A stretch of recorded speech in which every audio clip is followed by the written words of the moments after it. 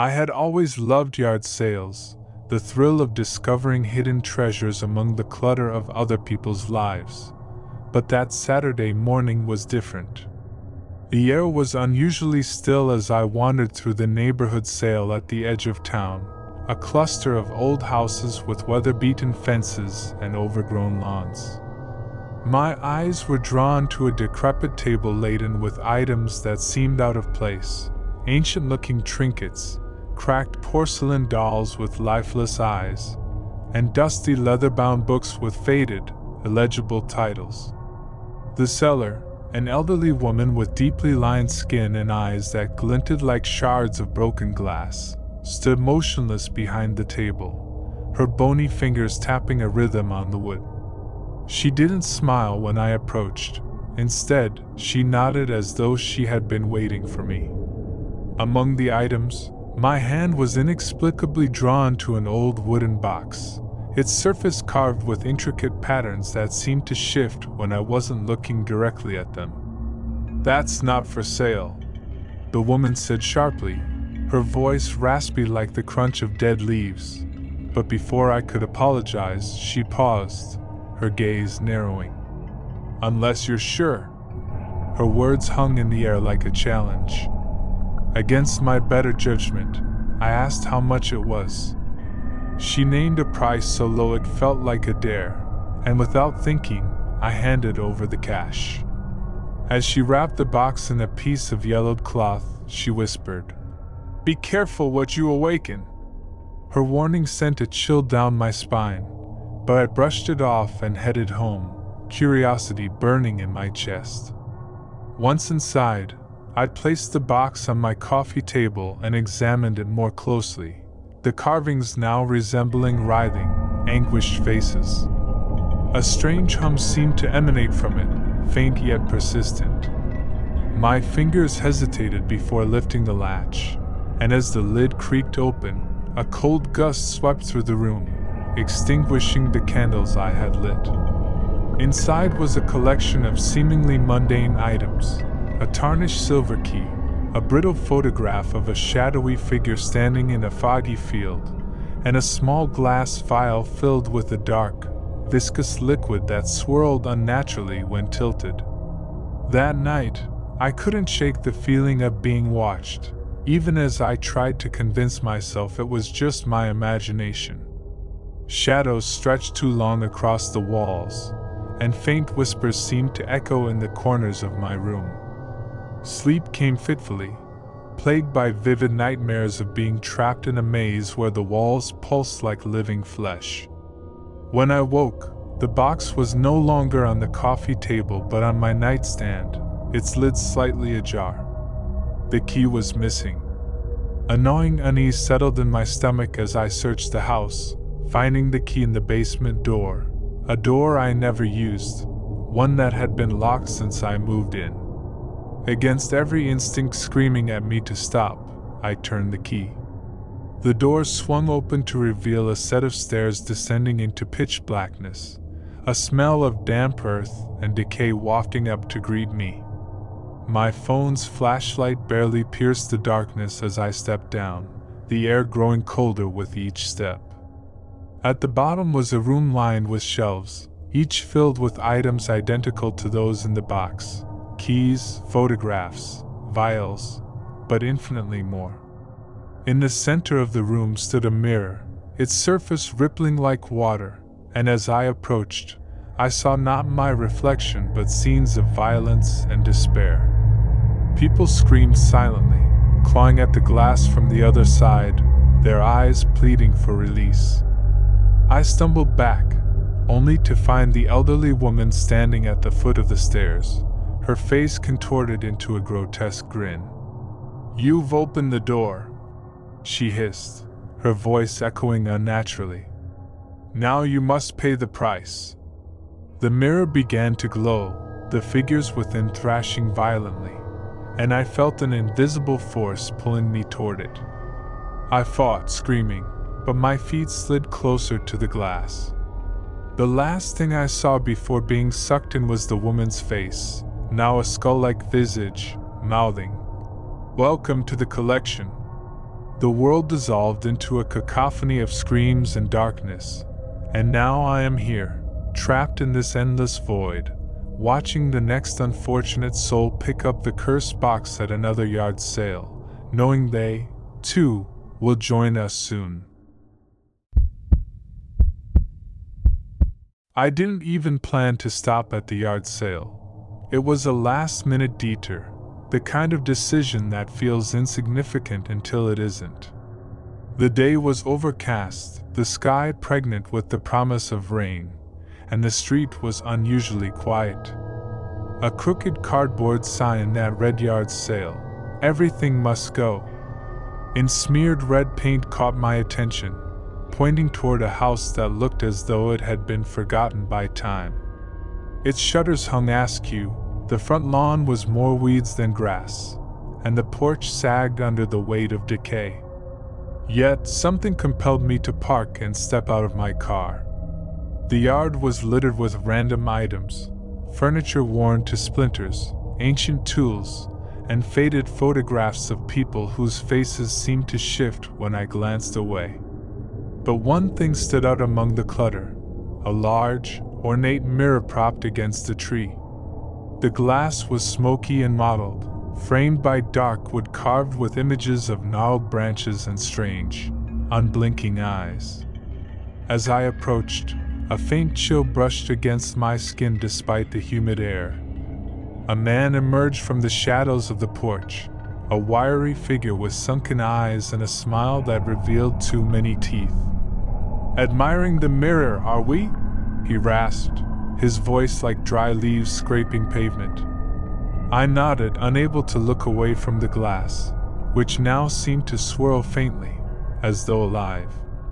"It's a special piece," he continued, his tone conspiratorial. "Hand-carved. One of a kind. I'll give it to you for a steal." His grin widened unnaturally, and though every instinct screamed at me to walk away, I asked the price. $50, he said, as though the number carried some dark significance. My hand moved to my wallet before my brain caught up, and moments later, the mirror was mine. He helped me load it into my car, his touch icy cold, and as I drove home, the oppressive weight of regret settled over me. Once inside, I placed the mirror in the living room and immediately regretted it. The glass seemed darker than before, the carvings more sinister, as though the eyes were now watching me. That night, I dreamed of endless corridors lined with mirrors, each reflecting versions of myself that were wrong, distorted, angry, crying, laughing maniacally. I woke drenched in sweat, the faint sound of whispers lingering in the air.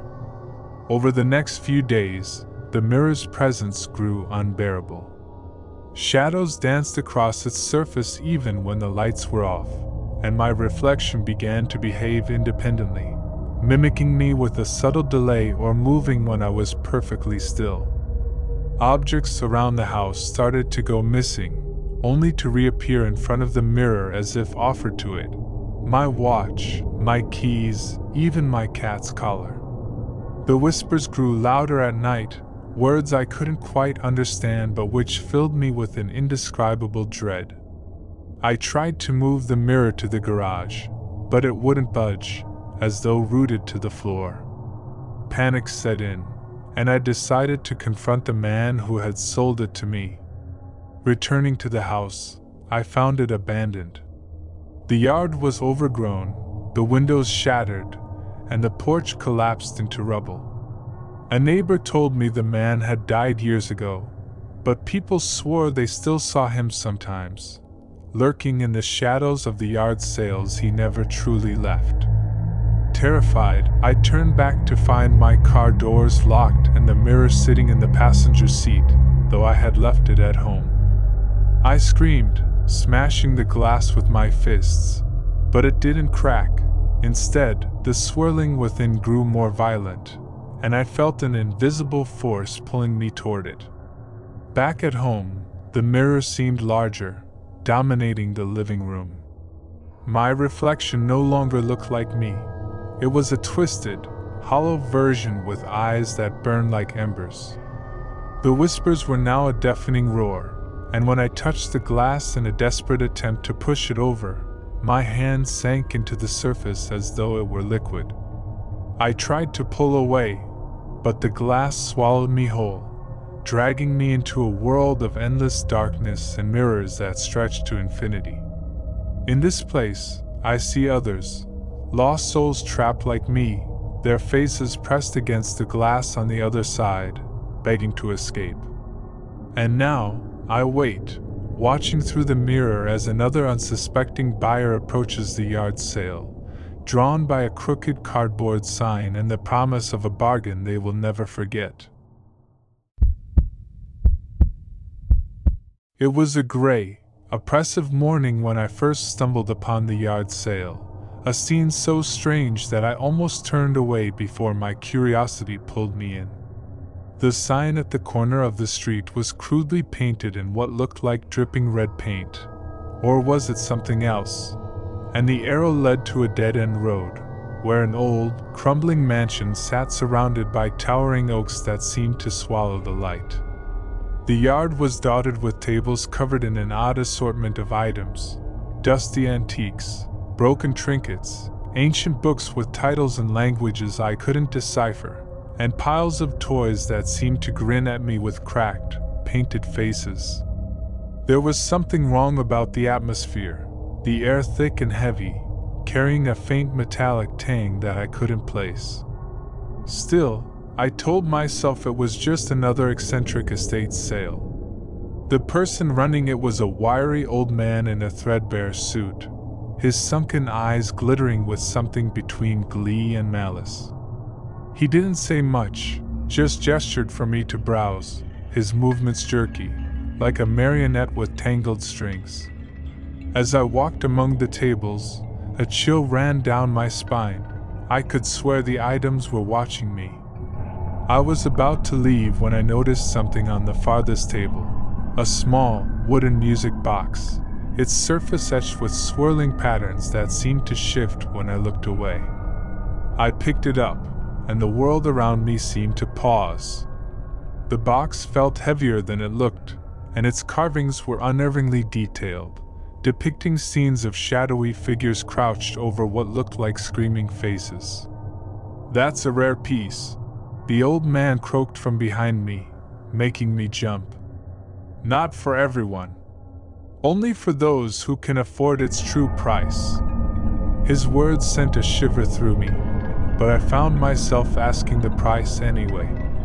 He didn't name a number, only stared at me with those piercing eyes before whispering, "It chooses its owner. If you take it, it's yours forever."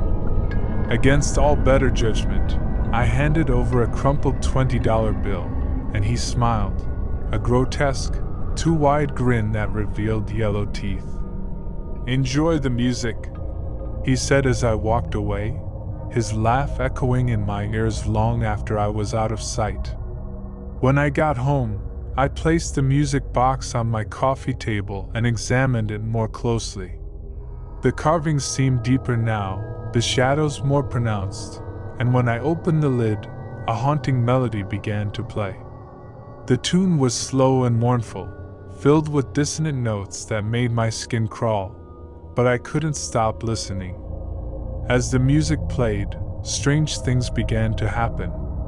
The lights in my apartment flickered, shadows seemed to stretch and twist unnaturally, and I heard faint whispers in the corners of the room. At first, I convinced myself it was just my imagination, but then I noticed the carvings on the box had changed. The shadowy figures were no longer crouched, they were standing, their featureless faces turned toward me. That night, I dreamed of a vast, dark forest, the trees gnarled and reaching like skeletal hands. In the center of the forest was a clearing, and in the clearing stood the old man, holding the music box. He opened it, and the same mournful melody poured out, but this time it was accompanied by screams, horrible, anguished screams that seemed to come from everywhere and nowhere. I woke in a cold sweat, only to find the music box open on my nightstand, the melody still playing softly. Over the next few days, the line between dream and reality began to blur. The box followed me wherever I went, appearing in my car, at work, even in the bathroom when I showered. The carvings continued to change, the figures now reaching out of the wood as though trying to escape. My reflection in the mirror grew gaunt and hollow-eyed, and the whispers grew louder, more distinct. They called my name, pleading, begging, accusing. I tried to get rid of the box, throwing it into the river, burning it, even smashing it with a hammer. But no matter what I did, it always returned, pristine and untouched. Desperation drove me back to the mansion, but when I arrived, the house was gone. In its place was an empty lot, overgrown with weeds. I asked the neighbors, but they claimed no such house had ever existed. That night, the whispers turned into screams, and I felt an overwhelming compulsion to open the box once more. This time, the melody was deafening, and as it played, the shadows in my apartment came alive. They poured out of the walls, coalescing into towering, humanoid forms with glowing eyes and mouths that gaped impossibly wide. The air grew icy, and the room seemed to stretch and warp around me. I tried to run, but the shadows blocked every exit, their laughter echoing like shattered glass. The last thing I remember was the music reaching a crescendo as the largest shadow reached out and touched my chest. Pain exploded through me, and the world went black. When I woke, I was back in the forest from my dreams, the box clutched in my hands. The old man stood before me, his grin now impossibly wide, his eyes glowing with malevolent light. "You're one of us now," he said, his voice layered with countless others. The shadows closed in, and I realized the figures in the carvings weren't just decorations. They were souls, trapped for eternity in the music box. And now, so am I. If you ever see a yard sale with a sign painted in red, turn around and run. Do not stop, do not look back. Because if you don't, you may find yourself the next victim of the auction of the damned. It was on a dreary, overcast afternoon when I saw the yard sale sign, a battered piece of wood with the words "Yard Sale Today Only. Treasures Await," scrawled in jagged black letters. Something about the sign was off, but curiosity and boredom got the better of me. The address led me down a winding dirt road, lined with skeletal trees whose branches seemed to claw at the sky. At the end of the road stood a dilapidated farmhouse, its windows opaque with grime and its porch sagging like a tired old man. The yard was cluttered with an assortment of items, ranging from rusted tools to cracked porcelain dolls that stared with unseeing eyes. As I stepped out of the car, a shiver ran through me, though the air was warm and humid. An old woman sat in a rocking chair on the porch, her face hidden beneath the brim of a wide black hat. She didn't greet me or even move, she just rocked slowly, the creak of the chair cutting through the unnerving silence. I hesitated, but my curiosity drove me forward. The items were odd, to say the least, a gramophone that played no sound despite its spinning record, a painting of a moonlit forest where the shadows seemed to shift when I blinked, and a rusted birdcage with no door. Then I saw it, a small, intricately carved chest sitting on a table at the edge of the yard. The wood was dark and polished, etched with symbols that seemed to writhe if I looked too long. A strange compulsion gripped me, and I reached out to touch it. The old woman's voice, raspy and brittle like dry leaves, made me jump. "Careful," she said, not looking up. "That chest has a history." She spoke slowly, as though each word carried weight. "It doesn't open for just anyone, and those who do rarely wish they had. I tried to laugh it off, but her words lodged in my mind. How much? I asked, ignoring the prickling unease in my chest. Her head tilted slightly, as if appraising me. It'll cost you more than money, she said cryptically, but when I pressed a $20 bill into her gnarled hand, she nodded and gestured for me to take it. As I lifted the chest, it felt heavier than it should, as though it carried more than just its physical weight. That night, I placed it on my coffee table and stared at it, the symbols on its surface seeming to pulse faintly in the dim light. Despite the old woman's warning, my curiosity burned brighter than my fear. I tried to open the lid, but it wouldn't budge. I pushed, pulled, even tried a knife to pry it open, but it remained sealed. Frustrated, I left it and went to bed, only to be plagued by vivid nightmares. In my dreams, I was in a vast, dark expanse filled with the sound of whispers. Shadows moved at the edge of my vision, and when I turned, they dissolved into nothingness.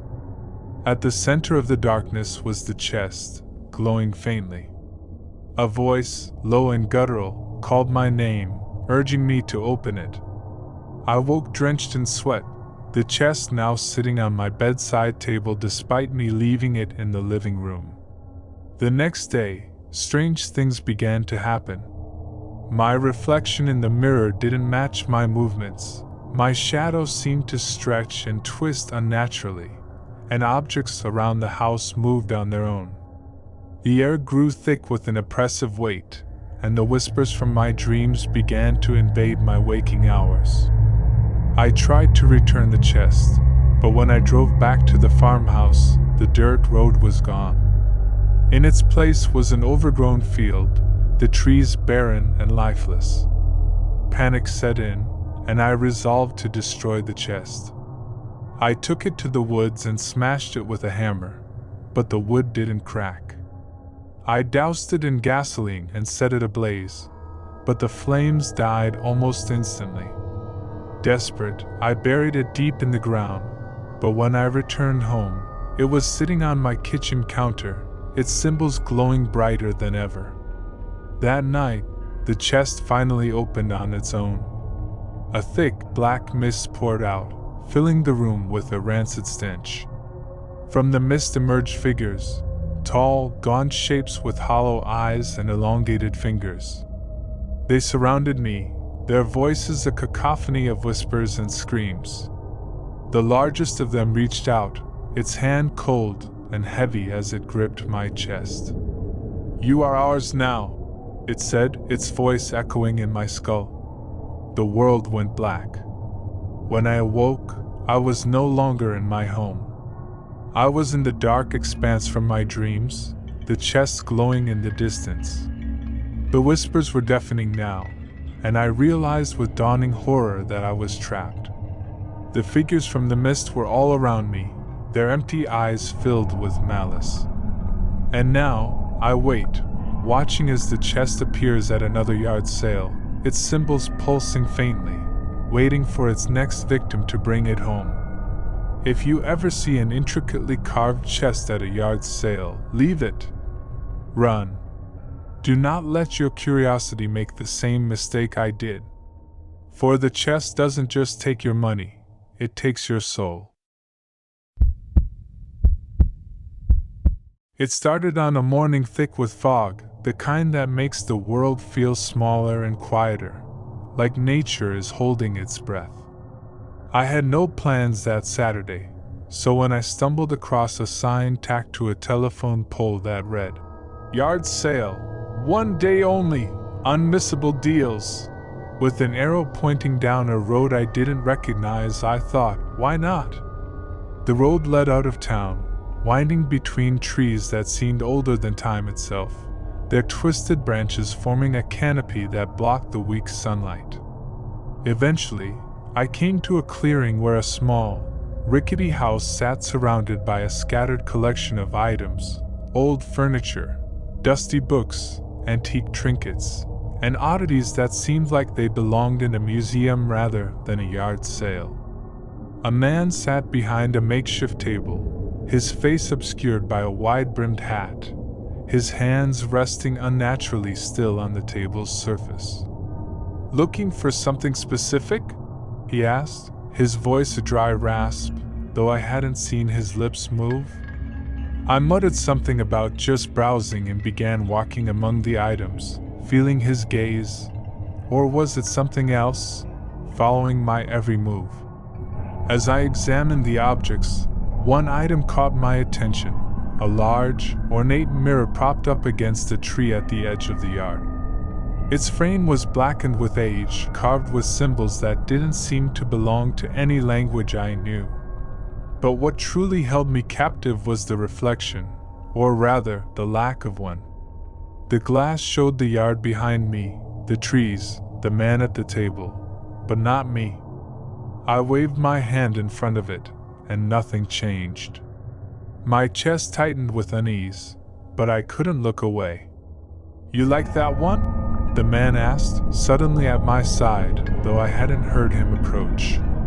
His presence was oppressive, his shadow impossibly long and dark, stretching across the ground like a stain. "It's unusual," I said, my voice trembling. He chuckled, a sound like dry leaves crunching underfoot. "It's more than unusual, it's unique. A bargain, really."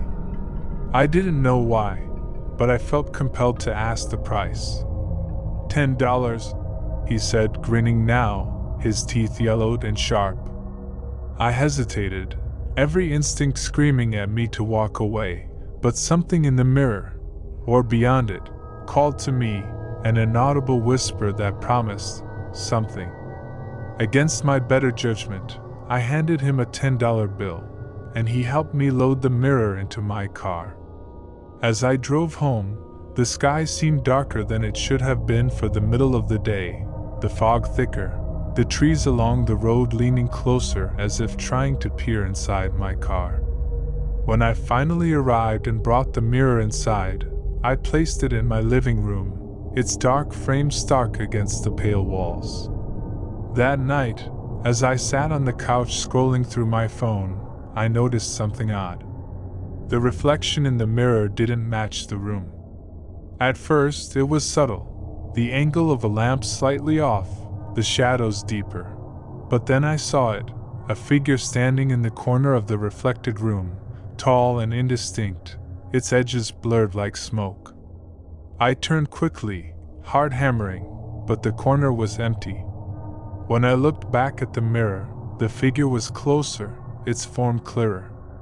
It had no face, just a smooth, featureless expanse where its features should have been. I ran to my bedroom and slammed the door, but sleep didn't come easily.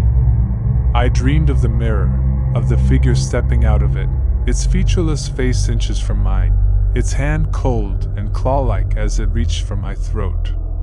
When I woke, the mirror was no longer in the living room. It was in my bedroom, leaning against the wall opposite my bed.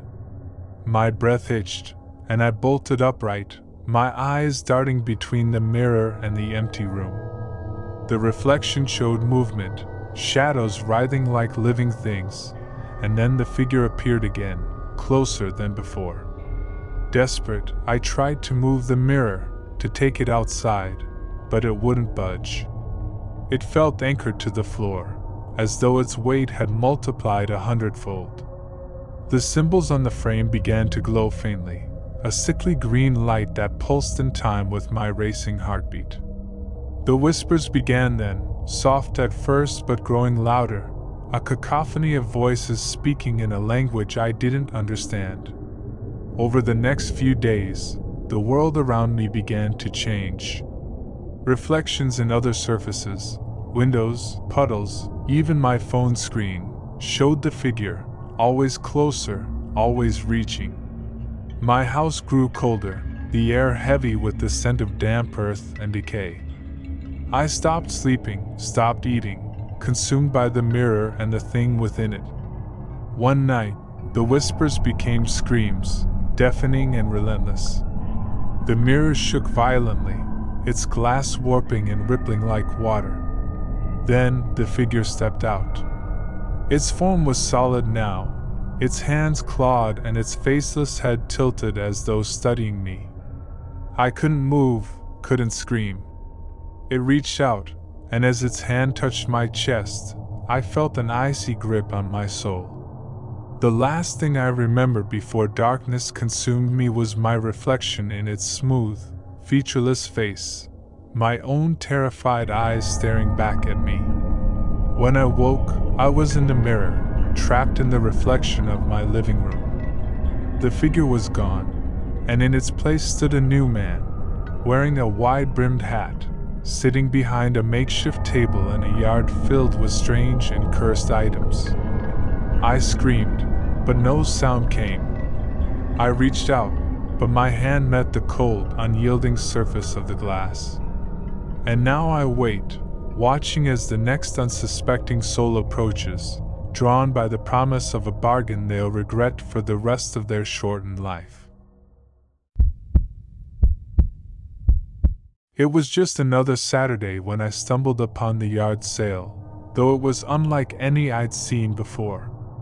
I was driving down an unfamiliar street when I noticed a tattered sign that read, "Everything must go. Bargains beyond belief," with an arrow pointing toward a dilapidated house at the end of the road. Something about the sign intrigued me, so I pulled over and parked, my curiosity growing stronger by the second. The house sat at the edge of a decaying neighborhood, a place that looked like it hadn't seen life in decades.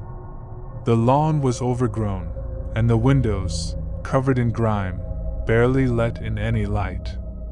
But there, amidst the decay, were tables cluttered with odd objects, old furniture, cracked porcelain dolls, books with yellowed pages, and strange metal trinkets that hummed quietly, like they were alive. I walked closer, my heart inexplicably racing, my every instinct telling me to turn around, but my legs wouldn't obey. An elderly woman, her back hunched and her face hidden beneath a dark shawl, sat at a small table with a sign that said, "All items free." She barely moved, her eyes hidden beneath the shadows of her hood, but I could feel her gaze on me, cold and penetrating. "Everything must go," she whispered, her voice a rasp that seemed to echo unnaturally. "But you must take what is meant for you." I felt a chill run through me, but I nodded politely and began to look through the items on the table. The first thing that caught my eye was an old, weathered music box, its intricate carvings faded with age. Something about it seemed strangely familiar, and I couldn't help but reach for it, my fingers brushing the surface. The moment I touched it, the ground beneath me trembled, and the air grew thick with an unnatural stillness. The woman's voice interrupted my thoughts. "That one, it chooses who it calls to." I felt a knot form in my stomach, but I couldn't tear my eyes away from the music box. It beckoned me, like a siren's call. Without thinking, I picked it up and handed the woman $1, though she didn't ask for it. She only nodded, and the moment I turned to leave, a low, guttural sound filled the air, like the groaning of a heavy door opening. I looked back, but the woman had disappeared, and the yard sale was no longer in front of me. Instead, I found myself in a darkened room, its walls adorned with strange symbols that seemed to pulse with a life of their own. The music box in my hands began to play on its own, the soft, haunting melody filling the space. The sound wasn't pleasant, it was wrong, distorted, like the notes were being played through some dark, ancient force that twisted them. I tried to leave, but the door was gone. The room seemed endless, its corners shifting and changing, like the walls themselves were alive. Panic set in, and I ran, but no matter how far I went, I couldn't escape. The music box kept playing, and with each passing moment, the room grew darker. Shadows began to form along the walls, twisting into shapes that weren't quite human, their eyes glowing faintly in the dim light. My breath quickened as I heard whispers, low, indecipherable voices, growing louder, closer. I turned frantically, trying to find an exit, but all I saw were those twisted shadows, closing in on me, their claws scraping against the floor. They didn't speak, they didn't need to. I could feel their hunger, their desire to consume me, to pull me into the abyss with them. I tried to scream, but no sound came out. My body was frozen, caught in the grip of an ancient, malevolent force that I couldn't understand.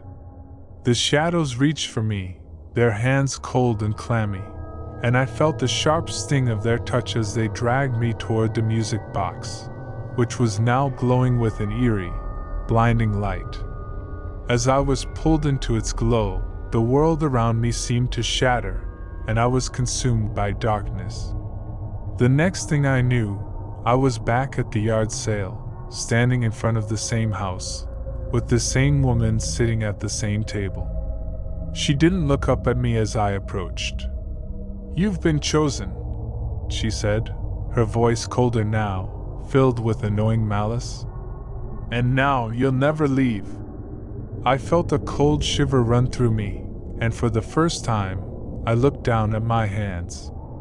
The music box was there, its eerie melody still playing softly, as though it had never stopped. The world around me began to blur, and I realized this was not the same place I had been before. The yard sale had changed, the house had changed, and I had changed. I was no longer a visitor. I was part of the collection. The music box had chosen me. The shadows, the whispers, they were all around me now, in the air, in the ground, in the things that watched from the corners of my vision. I couldn't leave. No one ever could. The yard sale was eternal, a never-ending loop of terror that claimed anyone who dared to enter, and now I was one of its cursed inhabitants, trapped in a bargain that could never be undone, forever tied to the music box and the shadows it called forth. And so, when the next unsuspecting soul stumbles upon that sign, when they are drawn into the yard sale, I'll be waiting, watching, a silent part of the collection, always waiting for my next victim. I don't know what possessed me to stop at that yard sale. Something about it seemed off, like it was calling to me.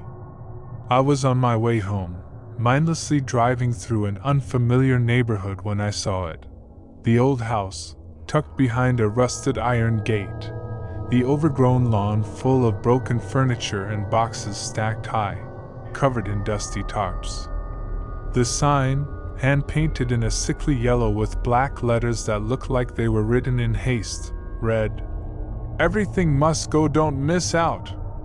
I pulled my car over, the engine sputtering as it died, and I stepped out into the stale air. The yard felt different, strangely quiet. Even the usual hum of distant traffic seemed muffled. I noticed a woman at the far end, sitting at a table covered with various trinkets, her eyes hidden beneath a wide-brimmed hat, the only thing visible being her pale, cracked lips forming a twisted smile. She looked like she had been waiting for someone, waiting for me. I could feel her gaze as if she were beckoning me, but I hesitated. Something in my gut told me not to go near her, but my legs moved of their own accord. I began to wander through the yard, my eyes scanning the broken furniture, the piles of old books with torn pages, the tarnished jewelry that glistened in the weak sunlight. It wasn't like any normal yard sale. Everything looked ancient, as though it had been left to rot for decades. And yet the smell of something foul, something metallic, hung thick in the air. I couldn't place it, but it made my skin crawl. I walked deeper, past the old rocking chair with its torn cushion, past the ancient paintings with faces that seemed to stare back at me, until I came across an old chest. It was weathered and locked with rusted iron, the hinges crooked and bent. Something about it called to me. As I bent down to get a closer look, my heart skipped a beat when I saw a small, delicate key lying in the dirt nearby, half buried beneath the leaves.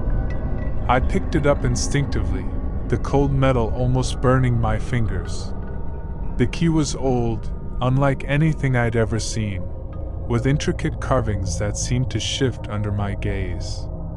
Without thinking, I slid the key into the chest's lock, and when it clicked open, a foul odor hit me like a punch to the face, the stench of rot and decay flooding my senses.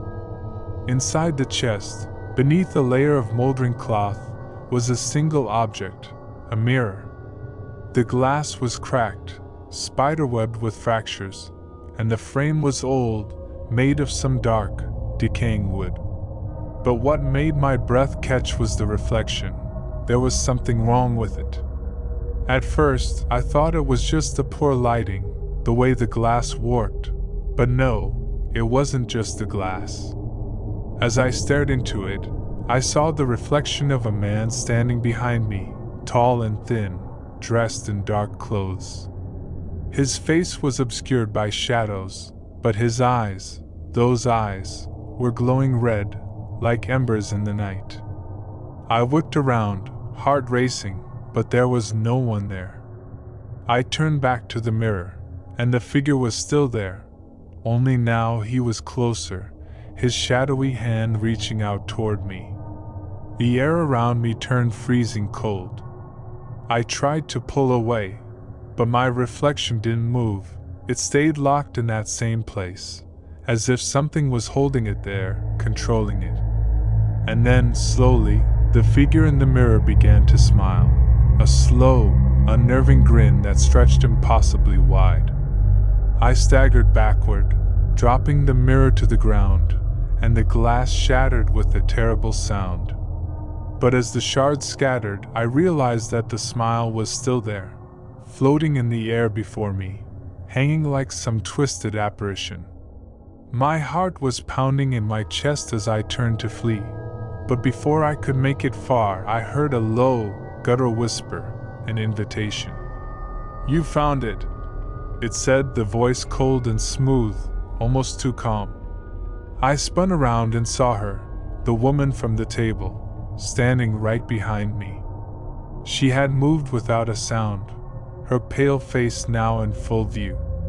Her eyes, hidden beneath that hat, were nothing but black voids, dark pools of emptiness, and her smile stretched even wider, impossibly wide, as if her face was about to rip open. "Welcome to the last yard sale," she whispered, her voice like nails scraping against the chalkboard. I tried to scream, but no sound escaped. She stepped closer, and the world seemed to warp, the yard twisting and changing before my eyes. The ground buckled and cracked, and suddenly, the house was no longer just a house. It was something else, something ancient, something that had been here for far longer than I could comprehend. Her hand reached out, touching my face, and the moment her cold fingers made contact, I felt my very soul being ripped away. Time itself seemed to bend as the world around me unraveled, and I understood then, the yard sale wasn't just about objects. It was about souls. Every item in that yard, every broken trinket, every piece of rusted metal, was a part of something much darker, something older. And now, I was just another thing, another item on display for someone else to find. The woman's laughter echoed as everything went black, and I felt myself sinking, falling into an abyss that had no end, no escape. The last thing I heard was her voice, soft and sweet, whispering my name, as the yard sale went on, forever. I didn't know why I stopped at the yard sale. Something about it just called to me, Maybe it was the sign, the one that looked like it had been slapped together in a hurry. "Everything must go. Take a look inside." It was old and faded, the letters barely legible, but it tugged at my curiosity. I was driving through the back roads of town, and this old house was set at the end of a lonely street, surrounded by dense trees that blocked out most of the light.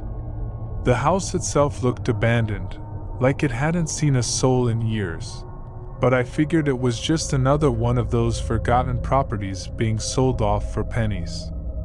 I parked my car and walked toward the yard, the air thick with an unusual silence, broken only by the rustling of leaves and the faint creaking of the house's wooden structure. The front yard was cluttered with things: old furniture, broken appliances, stacks of books that looked ancient, and boxes filled with miscellaneous knickknacks. A few people stood around, some with empty stares, others flicking through books or slowly running their hands over the items as if in some trance. It felt wrong. The oddest part was the man who was hosting the sale, a thin, sickly-looking man, probably in his late 60s, his face gaunt and pale as though he hadn't seen sunlight in years. He sat on a rocking chair, barely moving, watching everyone with wide, unblinking eyes. "Take whatever you like," he said in a soft, raspy voice, as though he was barely audible above the whisper of the wind. "Everything must go. Prices don't matter. You are meant to find something special here, something that will change your life." I smiled awkwardly, unsure of how to respond, but his eyes were locked onto mine with an intensity that made me feel uneasy. There was something off about him, like he wasn't quite human. I walked around the yard, scanning the cluttered tables, feeling drawn to a dusty old chest in the corner. It was tucked away beneath an old tarp, half hidden, but something about it seemed to shine with an otherworldly allure. I approached it cautiously, the hairs on the back of my neck standing on end as I crouched down to open the chest. When I lifted the lid, a cold, musty breeze seemed to rush out, carrying with it a scent of decay, like forgotten history. Inside the chest was an assortment of old, strange items, piles of crumpled photographs, faded maps, and small, intricate trinkets. But at the very bottom of the chest, there was a small, tattered book. It had no title, just a dark, leather-bound cover that seemed to pulse with a life of its own. Without thinking, I pulled it out, and the moment I touched it, a chill shot through my body, as if a cold, skeletal hand had gripped my spine.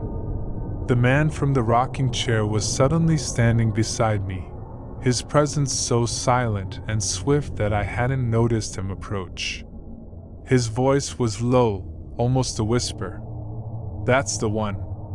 It's waiting for you. It's been waiting for so long." I froze, clutching the book tightly to my chest. My heart began to race, my breath shallow. What is it?" I stammered, unable to tear my gaze away from the cover. "The book," he said, "is a doorway. A door to things better left unseen.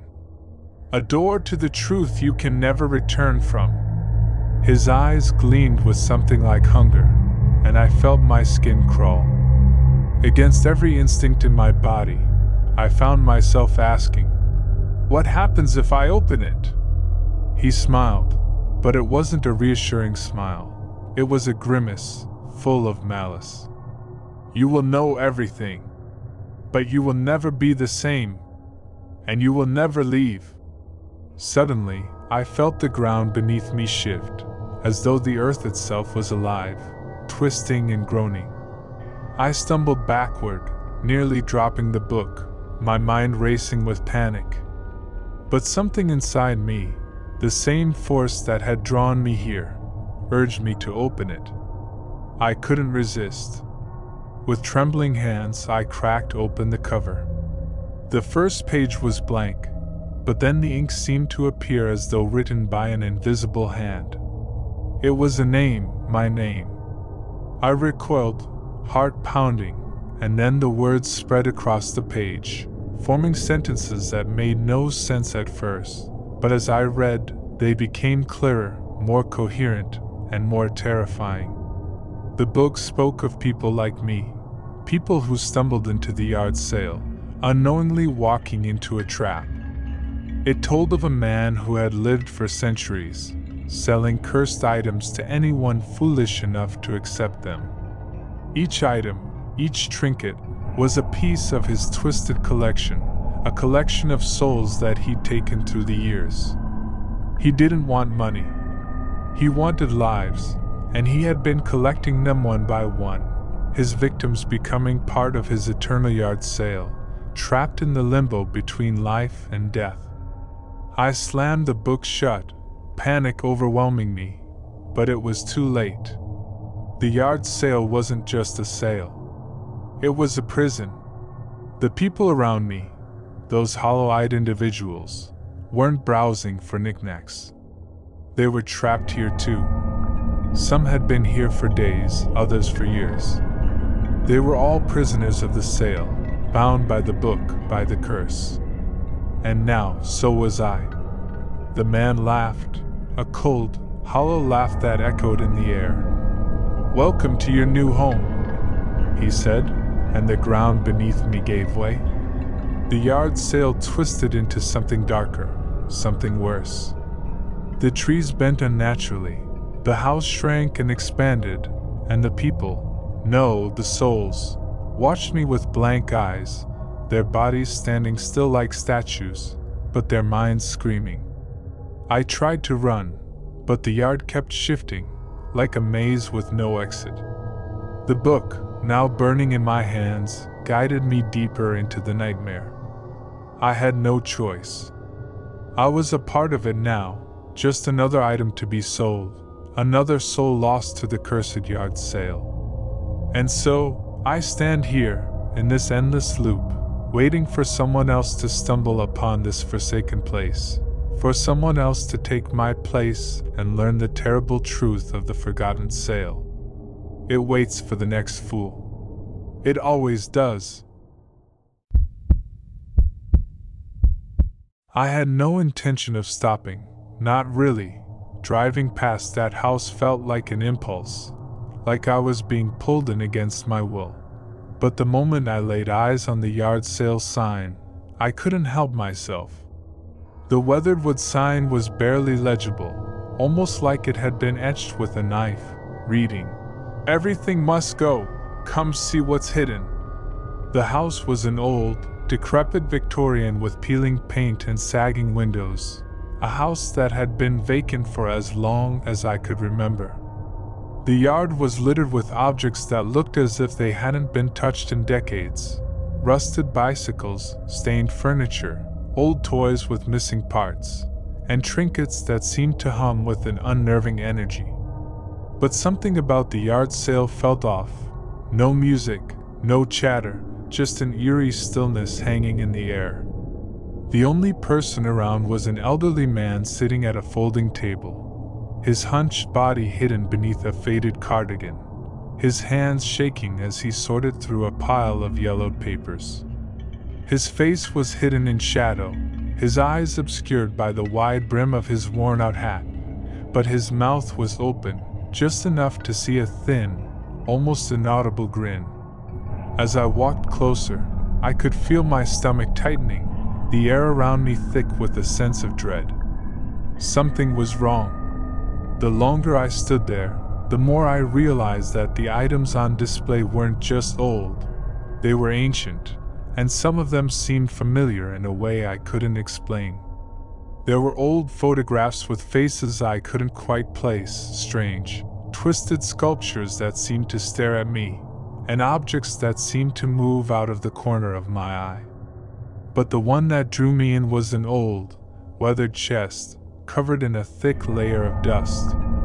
It sat off to the side, nestled between two decrepit chairs, its dark wood cracked and warped. I don't know why. but I couldn't stop myself from walking toward it. It was as if it was calling to me, like it had been waiting for me specifically. The man didn't say a word as I reached down and brushed the dust away, revealing an intricate lock. The chest was old, maybe older than the house itself, but it wasn't the lock that caught my attention. It was the engraving on the top, barely visible under the dirt. The symbols were unfamiliar, ancient-looking, like something out of a history book, something that shouldn't be in a yard sale at all. My fingers shook as I pulled out my keys, and for some reason, I didn't hesitate. The lock clicked open with a sound that made my heart skip a beat, and when the lid creaked back, I was hit with a smell so foul, so unbearable, that I nearly vomited. Inside the chest was a collection of objects, books, trinkets, torn photographs, but what caught my eye was a small, silver mirror lying atop the pile. It was delicate, its frame ornate with twisted vines, almost like the work of an artist who had lost his mind. The glass was cracked, but the cracks were so symmetrical, they seemed deliberate, as though they had been placed there for a reason. I picked it up, the cool surface sending a chill through my fingertips, and as I gazed into it, I saw something that made my blood run cold, a reflection that wasn't mine. At first, I thought it was just the distortion of the broken glass, but no, there was a figure standing behind me, its face obscured in shadows, but its body was tall and thin, its hands long and elongated, like claws. I jerked around, my heart hammering, but there was no one there. I turned back to the mirror, and the figure was still there, now closer, its hands reaching out toward me. The reflection grinned, a smile that stretched unnaturally wide, its teeth sharp and yellow, and the sound of its breath was a low, rattling wheeze. I froze.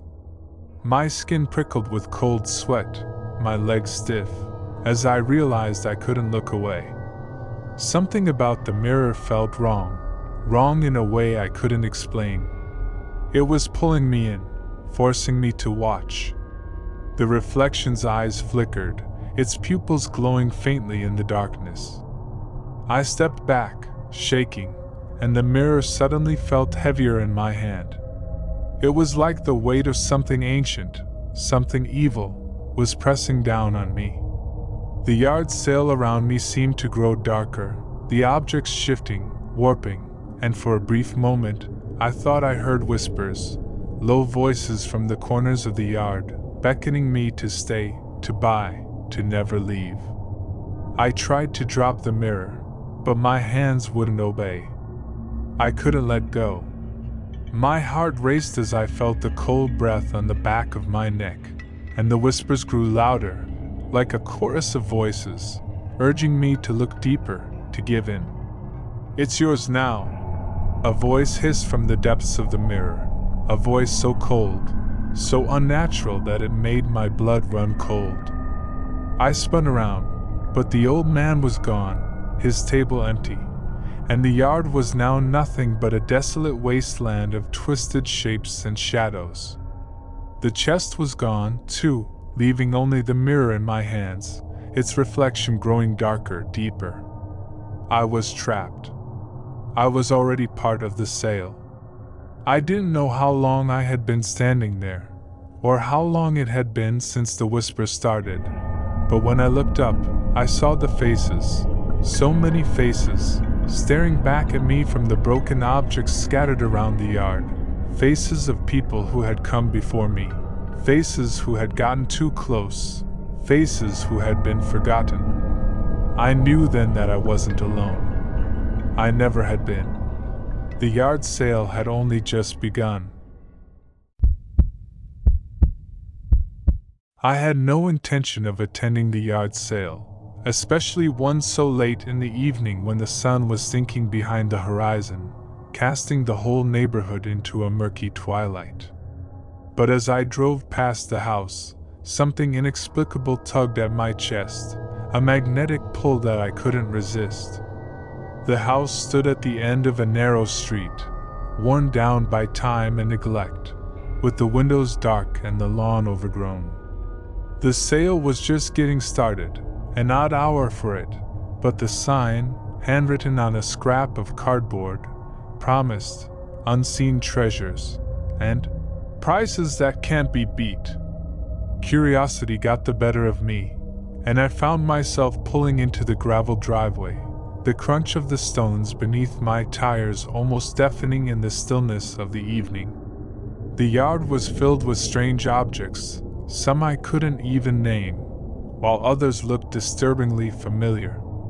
An old rocking chair, its paint chipped and weathered by time, a stack of dusty books, the spines barely legible, and a vintage bicycle, its metal frame twisted and rusted. But one item caught my eye, standing by itself near the edge of the yard, a large, ornate mirror framed in tarnished gold, its surface cloudy and streaked with dirt. There was something off about it, a sense of distortion in the reflection. It felt like it was drawing me in.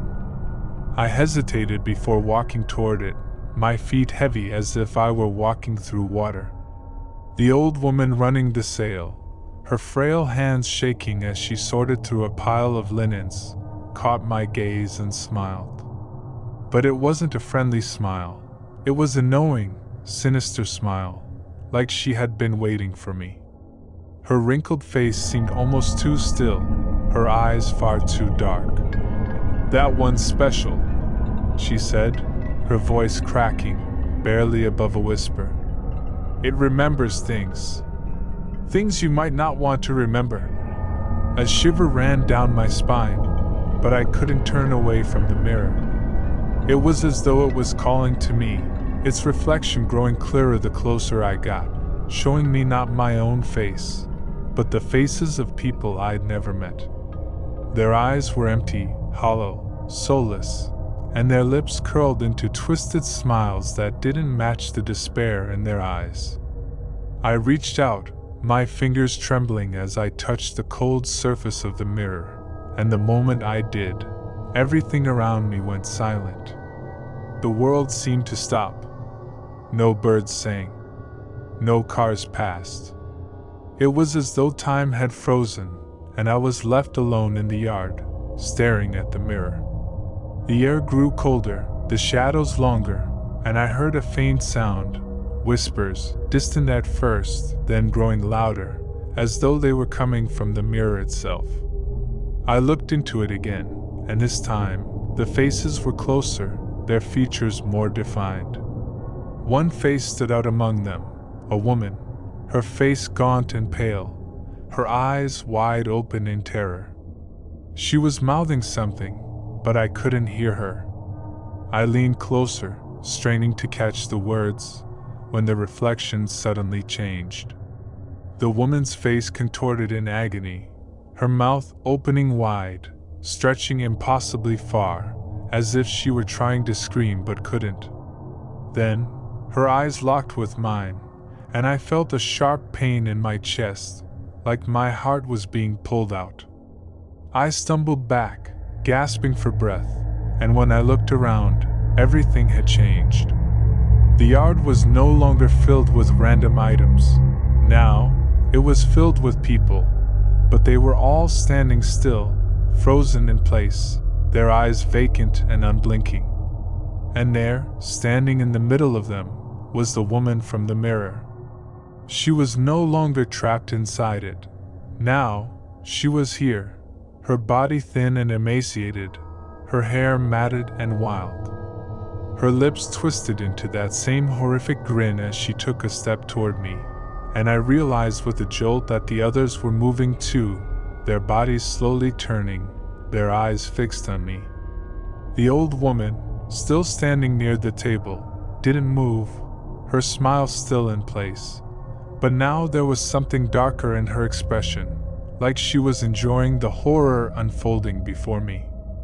I turned and ran, my heart racing, but the moment my feet hit the grass, the yard seemed to stretch, the path ahead of me getting longer, darker. The whispers surrounded me now, each word a chilling echo in my mind, urging me to turn back, to stay. "They're waiting," a voice hissed from behind me. I spun around, but the yard was empty. The people were gone. The only thing left was the mirror, its reflection now showing only me, standing alone in the yard, my own face distorted and wrong. I tried to move, to walk away, but my feet wouldn't obey. I was stuck. "You're one of them now," the voice whispered again, closer this time, as if it was right next to me. I reached up to touch my face, but it felt wrong, like the skin wasn't mine. I pulled my hand away and saw blood staining my fingertips. The old woman's voice echoed in my head.